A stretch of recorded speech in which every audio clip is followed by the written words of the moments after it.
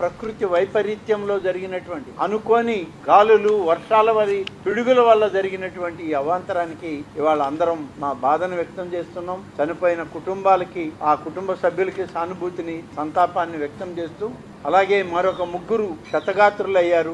వాళ్ళకు కూడా పూర్తిగా ప్రభుత్వం అండగా తోడుగా ఉండి ఆ ముగ్గురికి కూడా మంచి వైద్యం మెరుగైన వైద్యం చేయించడానికి ఇప్పటికే ఆదేశాలు ఇచ్చాం. ముఖ్యమంత్రి గారి నిర్ణయం చనిపోయినటువంటి ప్రతి వ్యక్తికి 25 లక్షల లెక్కన ఎక్స్గ్రేషియా రాష్ట్ర ప్రభుత్వం నుంచి దేవాదాయ శాఖకి ఆదేశాలు ఇచ్చారు. చనిపోయినటువంటి వ్యక్తుల్ని ఆ కుటుంబాలకు తెచ్చి ఇవ్వలేము, కానీ కొంతైనా ఈ ప్రభుత్వం వాళ్ళకి తోడుగా ఉండాలి అని చెప్పి గౌరవ ముఖ్యమంత్రి గారు తీసుకున్న నిర్ణయం 25 లక్షల రూపాయలు చనిపోయిన వ్యక్తుల పేరిట ఆ కుటుంబానికి ఇవ్వాలని, గాయాల పాలై ఎవరైతే క్షతగాత్రులుగా ఆసుపత్రిలో వైద్యం చేయించుకుంటున్నారో మొత్తం వైద్యం ప్రభుత్వం దగ్గరుండి మెరుగైన వైద్యం చేయాలని, వారికి కూడా 3 లక్షల రూపాయలు ప్రభుత్వం